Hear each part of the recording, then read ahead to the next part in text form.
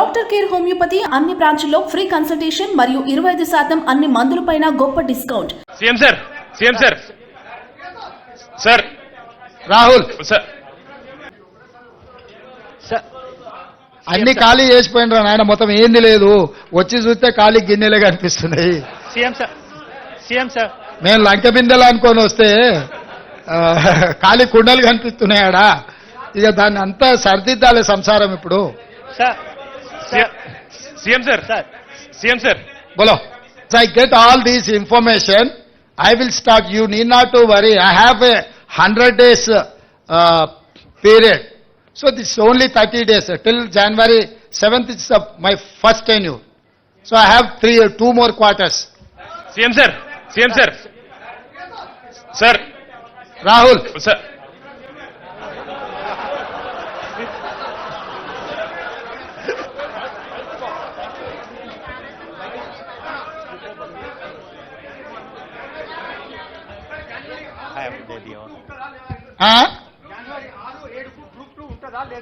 దాని మీద ఇంకా సమీక్షించి నిర్ణయం తీసుకుంటాం. డెఫినెట్ గా రాహుల్ చెప్పింది మా దృష్టికి వచ్చింది. డెఫినెట్ గా మా అధికారులతో మాట్లాడి నిర్ణయం తీసుకుంటాం.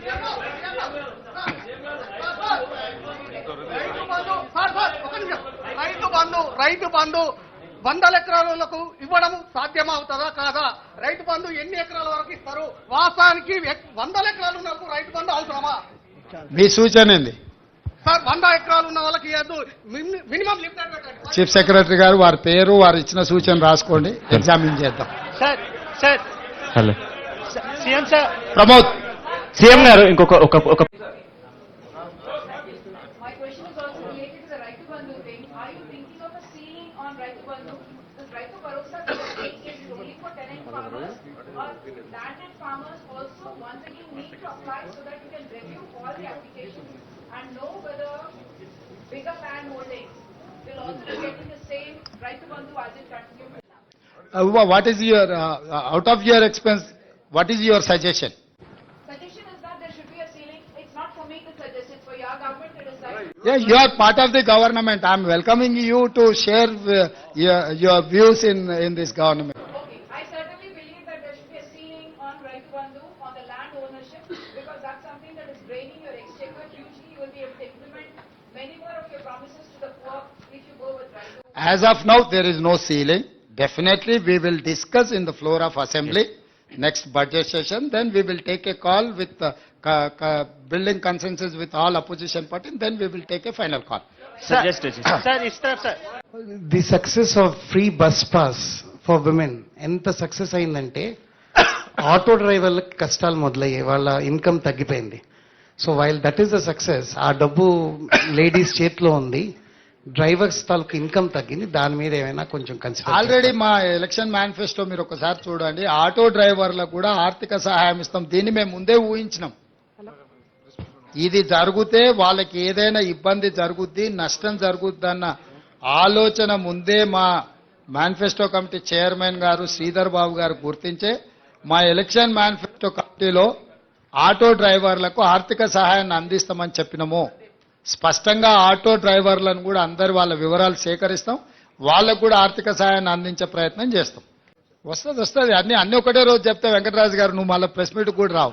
డెఫినెట్ గా నువ్వేం టెన్షన్ తీసుకోక, ఏమన్నా నీకు తెలిసిన వివరాలు కూడా ఉంటే వాటిని కూడా ఇస్తాం. ఇప్పుడు ఆల్రెడీ కాళేశ్వరం మీద ఆర్డర్ ఇచ్చినాం, చూసినావు కదా.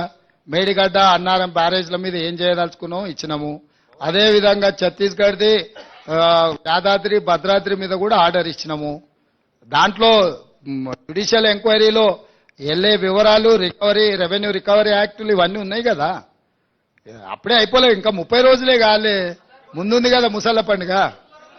ఇప్పుడు అందులో ఇచ్చిన క్లారిటీ చదువుకొని అవి దాని తర్వాత ఏమైనా సమస్యలు వస్తే డెఫినెట్ గా వాటి అన్నిటిని కూడా పరిష్కరించే బాధ్యత చేస్తాం. ఇప్పుడు అదే చెప్తున్నాం, 30 రోజులే కాలేదు. ఈ రోజు ఏమేమి అడుగుతున్నాం ఆ వివరాలు ఇవ్వండి. అవి కాకుండా మిగతా సమస్యలు వాళ్ళు విజ్ఞాపన పత్రాలు ఇచ్చుకోవడానికి సపరేట్ కౌంటర్ పెట్టినాం అక్కడ. ఆ కౌంటర్లో మీరు ఏమి ఇచ్చినా తీసుకుంటే, ఇప్పుడు ప్రజావాణిలో ఎట్లయితే తీసుకుంటున్నామో గ్రామ సభలలో రేషన్ కార్డు లేని వాళ్ళు కావచ్చు, ఇతరత్ర సమస్యలు ఉన్న వాళ్ళు కావచ్చు, లేకపోతే వాళ్ళ భూమి విషయంలో వారసత్వంగా ఒకవేళ బదిలీ కాని సమస్యలు ఉండొచ్చు, ఏం సమస్యలు ఇచ్చినా కూడా అక్కడ దరఖాస్తు తీసుకుంటాము. ఇప్పుడు నీకేం సమస్య ఉన్నదో నేను కొన్నిసార్లు గుర్తించాను, నువ్వు రాసిస్తే ఆ సమస్యను సంబంధిత అధికారులు విచారణ చేస్తారు, వాటి ద్వారా పరిష్కారం చూపిస్తాం. నువ్వు చెప్పిన సమాచారం కూడా కొంత ఉంది, ఆ వివరాలు ఆ చెప్పే అధికారుల పేర్లు కూడా చెప్పినావు అనుకో, ఇంకా కొంచెము పారదర్శకంగా ముందుకెళ్దాం.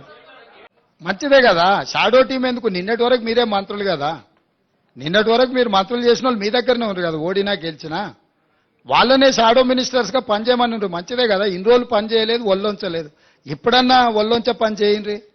షాడో మినిస్టర్ ఉంటే తప్పేముంది? నేనేమంటున్నానంటే అధికారం విడ్రాయల్ సిమ్టమ్స్ అనేది తెలుసు కదా, అంటే మా కొడంగల్ ప్రాంతంలో లేకపోతే నారాయణపేట ప్రాంతంలో కొన్ని ప్రాంతాలలో కల్తీ కళ్ళు ప్రభావం కొంచెం ఎక్కువ ఉంటుంది. మత్తు కళ్ళు అంటారు కదా, మందు కళ్ళు తాగినోడు సడన్గా మందు కళ్ళు దొరకకపోతే ఆ పిచ్చి పిచ్చి చేష్టల్ని తట్టుకోవడానికి కుటుంబ సభ్యులే మంచాన్ని కట్టేస్తారు తాళ్ళు పెట్టి. అధికారం పోయిన విడ్రాయల్ సిమ్టమ్స్ తోని కేటీఆర్ అట్లా మాట్లాడుతుండు, కొంతకాలం అతన్ని తాళ్ళు పెట్టి మంచాన్ని కట్టాల్సిన పరిస్థితి ఉంటుంది. ఈ అన్నిటిని మేమేం తప్ప అర్థం చేసుకోము, ఎందుకంటే అధికారం కోల్పోయిన బాధలోనో భయంలోనో రకరకాలుగా మాట్లాడుతుంటారు. షాడో టీం ఎందుకు? అసెంబ్లీలో నీకే మైక్ ఇచ్చి నువ్వే సూచన చేయి, నువ్వే సలహా చేయి, మేము తీసుకున్న నిర్ణయాలను విశ్లేషణ చేయమని బాహటంగా అసెంబ్లీలోనే అవకాశం ఇస్తుంటే మళ్ళీ ఇంక వెనకంగా షాడో టీం పెట్టేదేముంది? స్టార్ట్ అయింది కదా, ఇంకా అది ఇప్పుడే మొదలైంది కదా. అవి కాలేజీలలో చేయాల్సింది, గ్రామాలలో కాదు. కాలేజీలు మళ్ళీ నెక్స్ట్ అకాడమిక్ ఇయర్ స్టార్ట్ అయింది కదా, ఆ కాలేజీలలోనే కౌంటర్స్ ఓపెన్ చేసి డైరెక్ట్ అక్కడనే తీసుకుంటాం.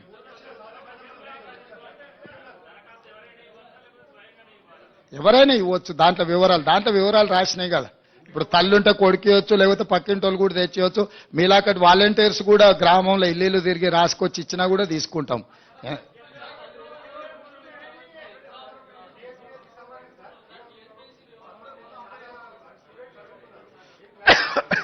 టీఎస్పీఎస్సీ విషయంలో మేము కూడా మీ దృష్టికి తీసుకురావాల్సిన అవసరం ఉంది, నిరుద్యోగ యువకులకు చెప్పాల్సిన అవసరం ఉంది.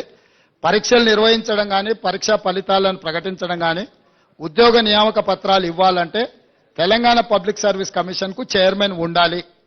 చైర్మన్ లేకుండా ఈ ప్రక్రియ ఏది జరగదు. ఇది న్యాయపరంగా చెల్లదు, అక్కడ ఉన్న చట్టం కూడా అనుమతించదు. ఇప్పుడు ఉన్న చైర్మన్ గారు మిగతా సభ్యులు రాజీనామా పత్రాలు సమర్పించారు. గతంలో గవర్నర్ గారికి వచ్చిన ఫిర్యాదుల మేరకు వారు కొన్ని నిర్ణయాలు తీసుకోవడానికి రాష్ట్రపతి అనుమతి అడగడము, రకరకాల వివిధ స్థాయిలలో అవి పెండింగ్లో ఉన్నాయి. వాటిని ఒక్కసారి పరిశీలించిన తర్వాత న్యాయ నిపుణుల సలహా తీసుకొని వీళ్ళని ఆమోదిస్తామన్నారు. కొత్తగా చైర్మన్ సభ్యులను నియమించుకొని పారదర్శకంగా నిర్దిష్టంగా నియామకాలు జరుగుతాయి. ఎవరు ఏ గందరగోళ పడాల్సిన అవసరం లేదు, ఏ విద్యార్థులు ఆందోళన చెందాల్సిన అవసరం లేదు.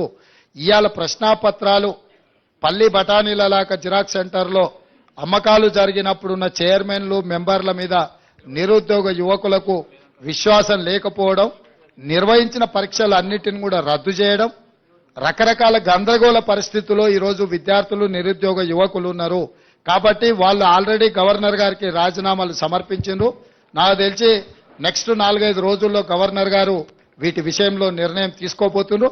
వారు నిర్ణయం తీసుకున్న ఎంబడే వేగంగా కొత్త బోర్డును నియామకాలు చేపడతాము. చేపట్టిన ఎంబడే పోటీ పరీక్షలు నిర్వహిస్తాము. పోటీ పరీక్షల ఫలితాలను ప్రకటించి పారదర్శకంగా సంవత్సరం తిరిగే లోపల డిసెంబర్ 9, 2024 లోపల క్యాలెండర్ డేట్ మేము రిలీజ్ చేసినాము. ఖచ్చితంగా సంవత్సరం తిరిగే లోపల 2 లక్షల ప్రభుత్వ ఉద్యోగ ఖాళీలను భర్తీ చేస్తాము. పారదర్శకంగా చేయడానికి అవసరమైన నిర్ణయాలు, సాంకేతికపరమైన న్యాయపరమైన అంశాలను పూర్తిగా విశ్లేషించుకొని ముందుకెళ్తుంది ప్రభుత్వం. రేవంత్ సాబ్ సీఎం గారు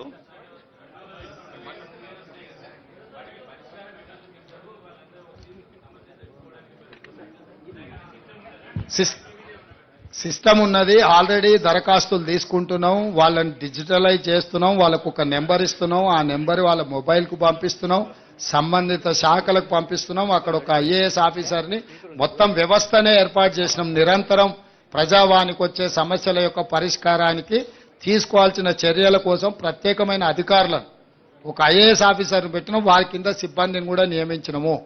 ఇవి ఇక్కడ ప్రజావాణి దగ్గర దరఖాస్తు తీసుకోగానే ఇక్కడ పరిష్కారం జరగదు. ఊర్లో ఎంఆర్ఓ ఆఫీస్తోని పని ఉందనుకో, ఇప్పుడు అది ఆ ఎంఆర్ఓ ఆఫీస్కు ఫార్వర్డ్ చేయాల్సిందే కదా. లేకపోతే ఏదో హాస్పిటల్లో వైద్యానికి సంబంధించి ఇమ్మీడియట్ గా సంబంధిత అధికారులకు పంపించాల్సిందే. క్రోడీకరించి సంబంధిత అధికారులకు పంపించి ఆ వినతి వాళ్ళ యొక్క విజ్ఞాపన పత్రం ఎక్కడుందో దాన్ని కనుక్కోవడానికి కూడా దానికి ఒక విధానాన్ని ఏర్పాటు చేసినాం.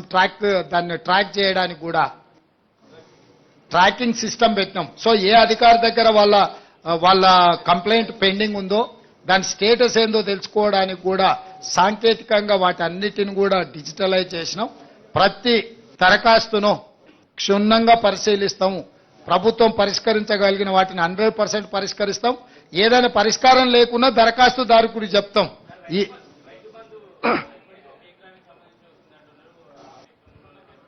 అయ్యా, పోయిన సంవత్సరం కానీ గత సంవత్సరం కానీ డిసెంబర్ 28కి మొదలయ్యి మార్చి వరకు పేమెంట్లు వేసిండ్రు. ఈసారి డిసెంబర్ 9 నాడే పేమెంట్లు వేసినాం. మీరు గతంలో చూడండి, ప్రతి సంవత్సరము ఎప్పుడు రైతు బంధు పథకం ఖాతాలో పడ్డది, ఎప్పటి వరకు ఇచ్చుకుంటూ వచ్చిండ్రు. చాలా విచిత్రంగా అప్పుడే అది ఇయ్యలేదు, అప్పుడే ఇది ఇయ్యలేదు. బాబామర్దులు ఇద్దరు తోకదగిన బల్లులాక వాళ్ళ దుంకులాట ఏందో నాకు అర్థం కాలే. పోయిన సంవత్సరం కూడా డిసెంబర్ 20 నాడు మొదలు పెట్టారు. మార్చి 31 వరకు రైతు బంధు పథకం ఖాతాల పైసలు వేసుకుంటూనే పోయినరు. అన్ని ఖాళీ చేసిపోయినరా నాయన, మొత్తం ఏంది లేదు. వచ్చి చూస్తే ఖాళీ గిన్నెలే కనిపిస్తున్నాయి. సీఎం సార్ మేము లంక బిందెలు అనుకొని వస్తే ఖాళీ కుండలు కనిపిస్తున్నాయాడా. ఇక దాన్ని అంతా సర్దిద్దాలే సంసారం ఇప్పుడు. సార్ सीएम सर సార్ బోలో.